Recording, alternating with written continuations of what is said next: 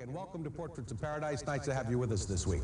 The Peter Moon Band plays our theme, Portraits of Paradise. It was written by Peter Moon, and we're very proud to say it's going to be on his brand new album coming out in a few months. Tonight, we'll sneak into their recording studio.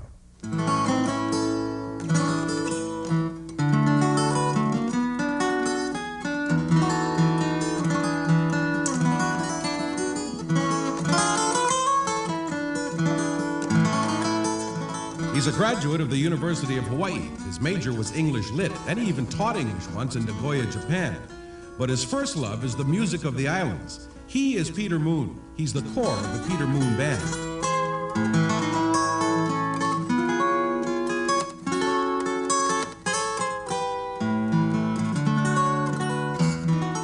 The Peter Moon Band burst on the local entertainment and recording scene in 1979.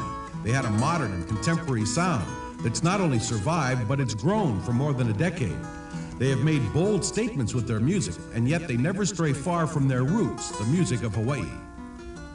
And while the Peter Moon Band is celebrating big success now, they had a quiet beginning more than 20 years ago, before they were formed. Peter Moon was already involved in the recording field in 1968. It all started up at the Manoa campus of the University of Hawaii. My first touch with Hawaiian music was purely by accident. Palani Vaughn and I were both graduating in fine arts and English literature at the university in the late 60s, and we met accidentally. We started fooling around and singing Hawaiian songs, and by then I used to play with Gabby and his sons, and we went down there, and all of a sudden he and I were talking one night and said, listen, we know about 12 songs total. You think we could do an album? And he says, yeah, why don't we call somebody? So we called a few record labels, and Don McDermott from Hula Records said, okay, I'll try you. And we rehearsed like crazy. I was in graduate school. Palani was about to be called up in the National Guard at the time, but we made our first album, and that's all the songs we knew besides the first 12. And we didn't plan to go into this, at least I didn't. And all of a sudden, a couple of Gabby's sons and myself started to play music, and it just snowballed from it.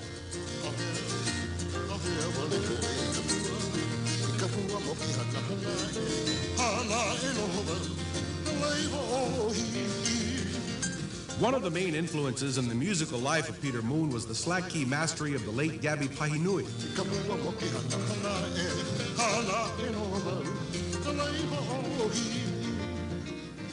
Peter was a regular at Gabby's home and on his recordings.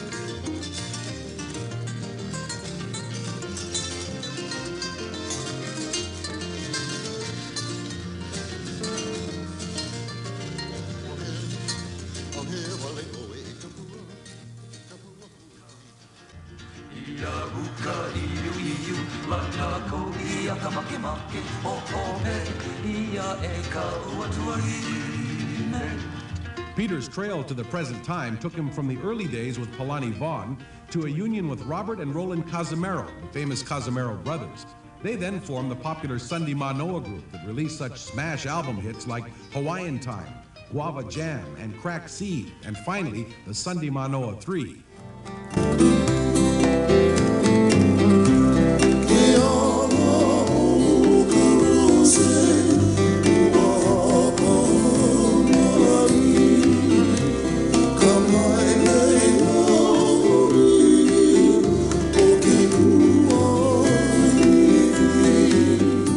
Today's Peter Moon Band consists of Peter, the talented Hall brothers, Bobby and Stephen, and Gabby Pahinui's son, Martin.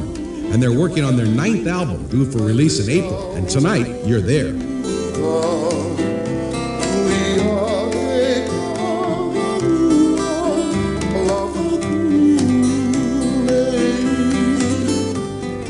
You know, it's a fun thing to do. An album is a very creative thing to do. It's not like pounding the same song out night after night on the same stage, right? So it's our time of the year to do something different. 1, 2, 3, 4.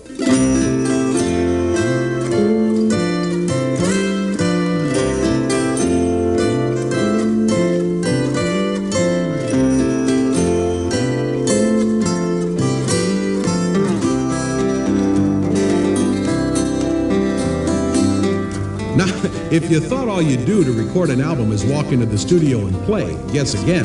It's not easy, and there are many steps that have to be done over and over again to get it just right.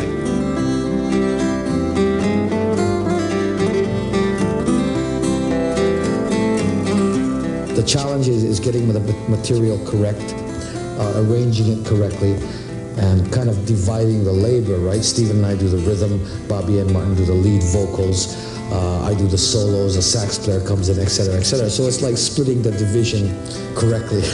It's a fun part, right? We lay the rhythm tracks first, which is drums and bass and rhythm guitars and or ukuleles, simply enough. And then we start to embellish it. We put, see, one of the most attractive things I think about the Peter Moon Band's music is a very subtle thing. We do double leads on the guitar so often enough that the public themselves think it's only one guitar, but it's often like 2-3 parts, okay? So we start to layer those kind of interludes and solos, okay? And then we put the regular solos in.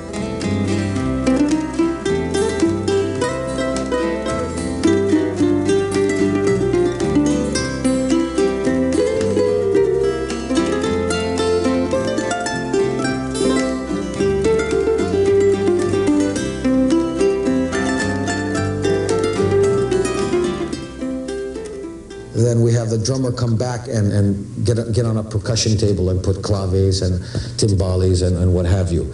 Then, after all the music is, and the keyboards, right, excuse me, and then after all the music is done, we finalize it with the vocals.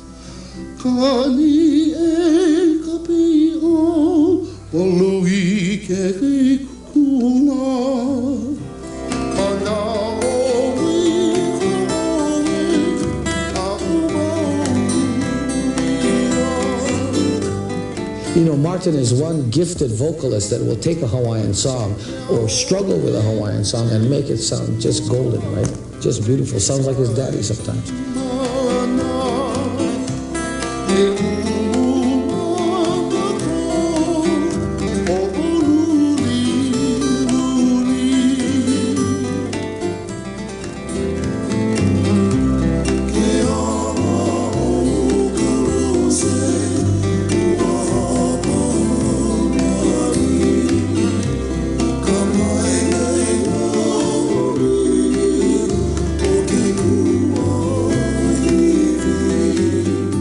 We're fortunate in that Bobby and Martin are both wonderful lead singers. And Stephen is so adept at harmonies that he arranges all the vocal harmonies. When I do a melodic lead on the guitar, and Stephen will put the harmony in 15 or 20 minutes, where it would take me an hour. You see, so he's very fast there. So we've all found our niche in this band.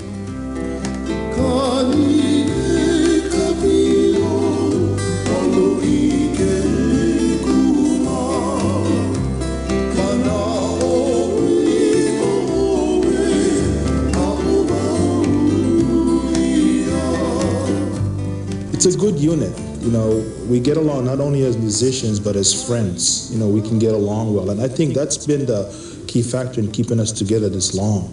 We feel like we have this responsibility to create new stuff, or to get things out there that, you know, people can listen to, that's different than, you know, from what's going on.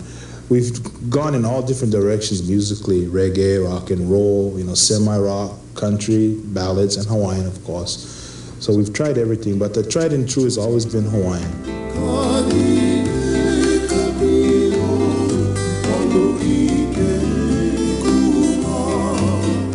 Whatever we do in the studio and whatever we do in a live audience is about almost the same. It's because we have that natural high to come in here and record, whether we're in front of no people or whether we're in front of 1,000 people. It's always our music's up front first, and that's what we really enjoy doing the most, which is we look forward to playing. We always look forward to playing music.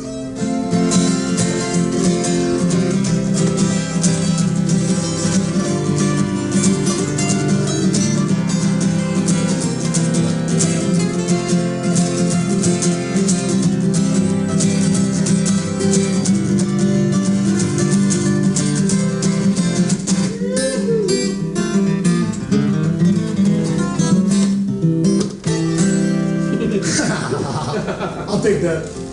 While Martin, Stephen, Bobby, and Peter are doing their thing, the recording equipment is doing its thing. It's under the direction of John Chang. He's the owner of the new Studio Hawaii. It sounds good. It's a beautiful package. I can, I have a lot of pride. I can actually say, yeah, I did that album. And I guarantee you he'll have a couple hits on the radio. So there's the payoff, the pride of actually nurturing something from the ground up and hearing it being broadcast. Now, altogether, Peter and company will have spent close to 2 months in the studio every night to come out with the final product. Then it's off to the mainland for mastering, and the as-yet unnamed album will be in fans' hands sometime in April. Now, if this song, Keala Oka Rosie, is just a sample of what's to come, I'm going to be right in front of you in the line to buy it. Until the time comes when we're at a club, when we at one time would draw 500 people and only 50 are coming, that's the time to step away from it, And I've often thought about it reaching this age, quote unquote, but and it will happen, but I don't know when. And until it does, I'm perfectly fine doing this. Once music is a part of you, it never leaves. Yeah?